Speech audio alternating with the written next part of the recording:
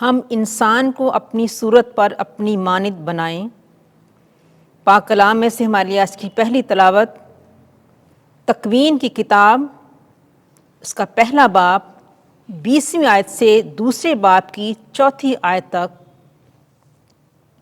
خدا نے کہا کہ پانی رینگنے والے جانداروں کو پیدا کرے اور پرندوں کو جو زمین کے اوپر آسمان کی فضا میں اڑیں، اور خدا نے بڑے بڑے دریائی جاندار اور ہر قسم کے حرکت کرنے والے جانداروں کو، جن کو پانی نے ان کی اقسام کے مطابق پیدا کیا، اور تمام پردار جانوروں کو ان کی اقسام کے مطابق بنایا، اور خدا نے دیکھا کہ اچھا ہے۔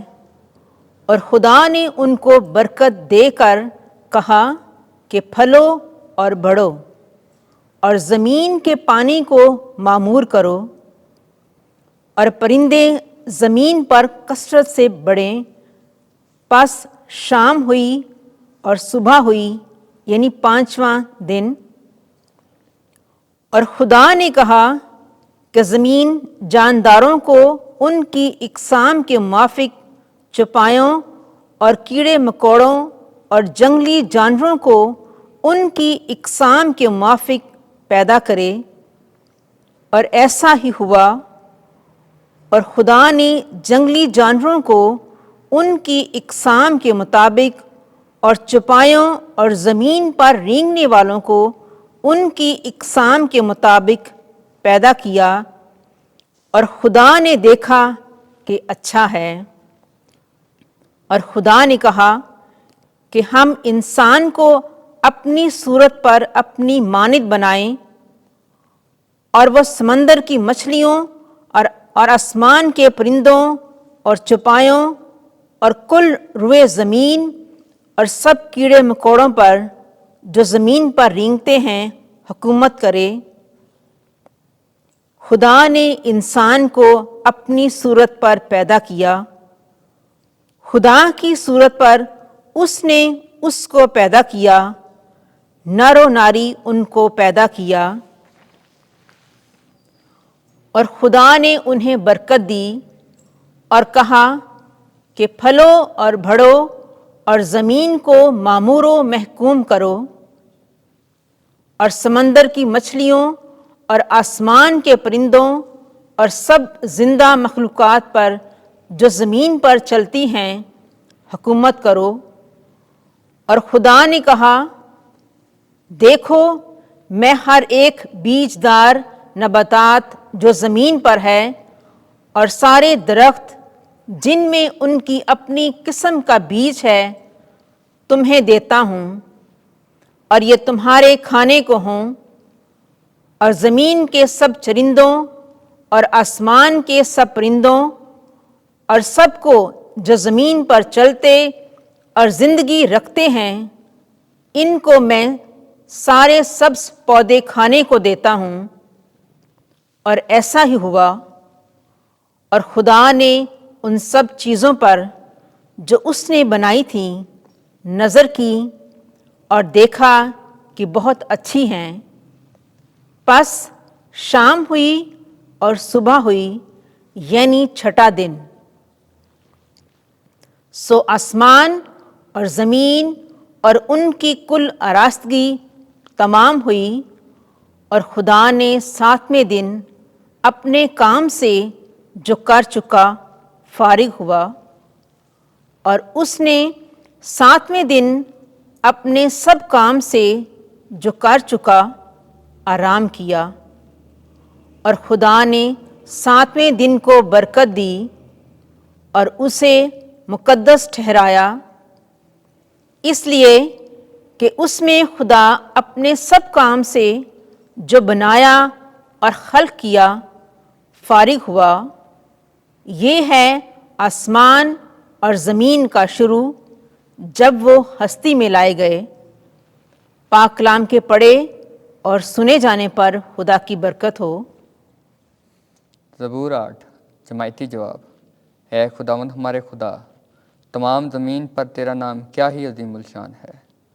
جب میں تیرے افلاک کو دیکھتا ہوں جو تیری دستکاری ہے، اور چاند اور ستاروں کو جن کو تو نے قیام بخشا ہے، تو انسان کیا ہے کہ تو اسے یاد فرمائے، یا آدم ذات کیا ہے کہ تو اس کی خبر گیری کرے۔ جماعتی جواب: اے خداوند میرے خدا، تمام زمین پر تیرا نام کیا ہی عظیم الشان ہے۔ تو نے اسے فرشتوں سے کچھ ہی کم تر بنایا، اور شان و شوکت کا تاج اس کے سر پر رکھا۔ تو نے اس کو اپنے ہاتھوں کے کاموں پر اختیار بخشا۔ تو نے تمام چیزوں کو اس کے قدموں کے نیچے کر دیا ہے۔ جماعتی جواب: اے خداوند ہمارے خدا، تمام زمین پر تیرا نام کیا ہی عظیم الشان ہے۔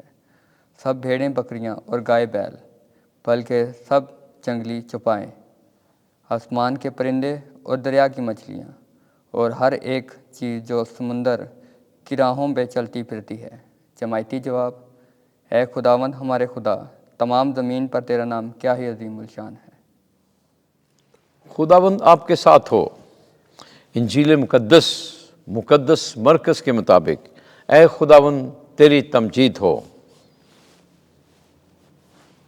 7واں باب، پہلی آیت سے 13ویں آیت تک۔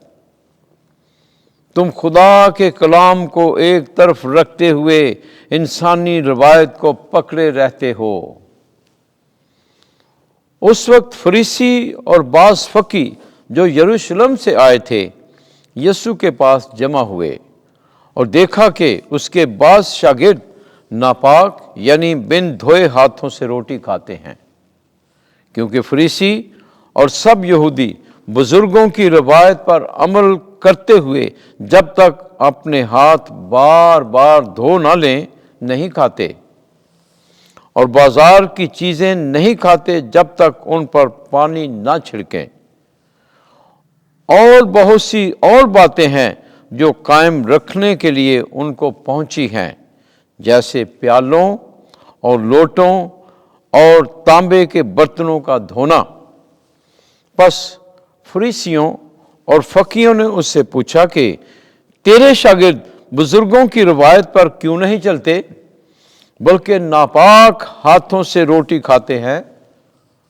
اس نے جواب میں ان سے کہا کہ اشعیاہ نے تم ریاکاروں کے حق میں کیا خوب نبوت کی، جیسا لکھا ہے کہ یہ قوم ہونٹوں سے تو میری توقیر کرتی ہے، مگر ان کا دل مجھ سے دور ہے۔ پس یہ بے فائدہ میری پرستش کرتے ہیں، کیونکہ آدمیوں کے احکام کی تعلیم سکھاتے ہیں، کیونکہ تم خدا کا حکم عدول کرتے ہوئے آدمیوں کی روایت کو قائم رکھتے ہو۔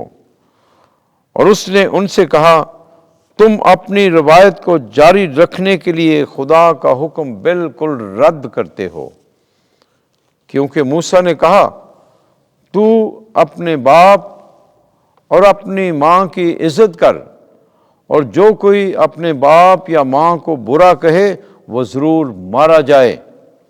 مگر تم کہتے ہو کہ اگر کوئی اپنے باپ یا ماں سے کہے کہ میری جس چیز سے تجھے فائدہ پہنچ سکتا ہے وہ قربان یعنی نذر ہے، تو تم پھر اسے اپنے باپ یا ماں کی کچھ مدد کرنے نہیں دیتے۔